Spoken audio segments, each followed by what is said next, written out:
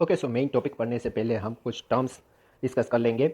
ये टर्म्स है बेथमोट्रोपिक, chronotropic, आयोनोट्रोपिक and ट्रोमोट्रोपिक। बेथमोट्रोपिक का मतलब है कि डिग्री ऑफ एक्साइटेबिलिटी, हमारा हार्ट पॉजिटिवली एक्साइटेबल है, मतलब वो सेल्फ एक्साइटेबल है, इसलिए हमारा हार्ट पॉजिटिव बेथमोट्रोपिक है। ठीक है। सेकंड है क्रोनोट्रोपिक, हमारे हार्ट की जो रेट है वो फिक्स्ड है। जब एसए नोड की अगर एवी नोड की बात करें तो उनकी फिक्स रेट है, वो हम चेंज नहीं कर सकते अपने हिसाब से, इसलिए वो नेगेटिव क्रोनोट्रोपिक है। थर्ड है आयोनोट्रोपिक, मतलब हमारा हार्ट अपने आप कॉन्ट्रैक्ट हो सकता है, सेल्फ कॉन्ट्रैक्शन है उसमें, इसलिए वो पॉजिटिव आयोनोट्रोपिक है। लास्ट है ड्रोमोट्रोपिक, इसका मतलब है conduction velocity, degree of conduction velocity. हमारे हार्ट के जो भी टिश्यू है उनकी कंडक्शन वेलोसिटी कांस्टेंट है, फिक्स्ड है, वो चेंज नहीं हो सकती, इसलिए वो नेगेटिव ड्रोमोट्रोपिक है। हम देखेंगे कि कौन से टिश्यू की कितनी कंडक्शन वेलोसिटी होती है, ठीक है, वो चेंज नहीं हो सकती। इसके अलावा एक और इम्पॉर्टेंट पॉइंट है इंटरकैलेटेड डिस्क एंड सिंसाइशियम। जो नीचे फिगर दिया हुआ है वो हमारे हार्ट की डायग्रामेटिक रिप्रेजेंटेशन है मसल्स की, तो वो देख सकते हैं हम कि स्ट्राइटेड मसल है, उन दोनों स्ट्राइटेड मसल के बीच में गैप जंक्शन होता है और इसे हम इंटरकैलेटेड डिस्क कहते हैं। इसी इंटरकैलेटेड डिस्क की वजह से हमारा पूरा हार्ट एक यूनिट में पंप करता है। एट्रिया एक यूनिट, सिंगल यूनिट में पंप करते हैं और वेंट्रिकल भी दोनों सिंगल यूनिट की तरह पंप करते हैं। ठीक है, तो इस प्रॉपर्टी को हम सिंसाइशियम कहते हैं। हमारे हार्ट की प्रॉपर्टी ये है, क्योंकि जो हमारे हार्ट की सारी मसल्स है वो भी ब्रांच्ड मसल है, इसलिए पूरा सिर्फ एक यूनिट की तरह पंप करता है। तो ये important facts, important terms and properties हो गई हार्ट की। इलेक्ट्रिकल एक्टिविटी ऑफ हार्ट देखेंगे।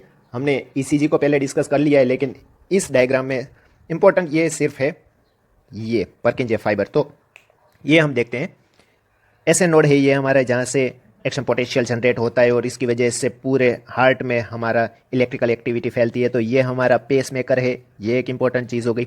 उसके बाद यहाँ से एट्रियल मसलचर से होते हुए हमारी इलेक्ट्रिकल एक्टिविटी एवी नोड में एंटर होती है। ठीक है, और एवी नोड में हमारा डिले होता है। ये हमने देख लिया था ईसीजी के जो वीडियो है उसमें।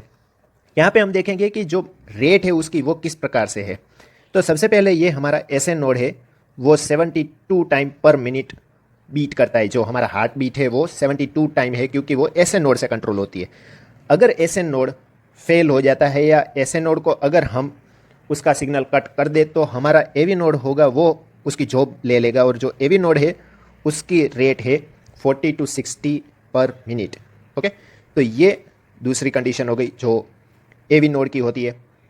जो रेट उसका है वो 40 to 60 पर मिनट है, वो ऐसे नोड से कम है। इसका मतलब हमारा हार्ट अब सिर्फ मिनट में 40 to 60 टाइम ही बीट करेगा अगर एवी नोड के अंदर कंट्रोल है। तो लास्ट में अगर एवी नोड भी अगर हम उसको भी स्टॉप कर दे, सिर्फ हमारी पर्किंजे जो सिस्टमेटिस होती है, तो अगर ये पर्किंजे सिस्टम से हार्ट बीट अगर रेगुलेट होती है तो वहाँ पे सिर्फ हमारे पास 50 to 35 टाइम ही ये हार्ट बीट रहेगी।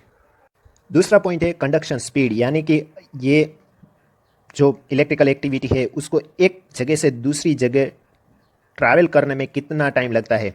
अगर ऐसे नोड के अंदर ही अगर हम बात करें तो इसकी स्पीड है 0.05 मीटर पर सेकंड, मतलब सेकंड। उसके बाद एट्रिया में जो कंडक्शन स्पीड है वो 1 मीटर पर सेकंड होगी। ऐसे नोड में 0.05 मीटर पर सेकंड, एट्रिया में 1 मीटर पर सेकंड। एवी नोड के अंदर फिर से ये नोड है, इसलिए यहाँ पे इलेक्ट्रिकल जो कंडक्शन की स्पीड फिर से कम हो जाएगी, वो फिर से 0.05 मीटर पर सेकंड होगी। और उसके बाद बंडल ऑफ हिस में इसकी स्पीड फिर से 1 मीटर पर सेकंड होगी। लास्ट में है पर्किंजे फाइबर, और पर्किंजे फाइबर में ये मैक्सिमम स्पीड है 4 मीटर पर सेकंड, और ये इंपॉर्टेंट है। ठीक है, पर्किंजे सिस्टम में मैक्सिमम कंडक्शन स्पीड होती है। उसके बाद वेंट्रिकुलर मसल में फिर से 1 मीटर पर सेकंड की स्पीड से कंडक्शन होता है इलेक्ट्रिकल एक्टिविटी का। वेंट्रिकुलर मसल में जो ऑटो रिदमिसिटी नहीं होती, मतलब वो खुद अपने आप बीट नहीं करता है, लेकिन अगर कोई पैथोलॉजिकल कंडीशन है जैसे मायोकार्डियल इंफार्क्शन है या कहीं पे जब हमारी हार्ट की मसल डैमेज हो जाती है तो वहाँ ये ऑटो जनरेट कर सकता है, वो सिग्नल अपने आप भी जनरेट कर सकती है मसल्स। तो ये इंपॉर्टेंट चीज़ हो गई कंडक्शन सिस्टम ऑफ हार्ट की।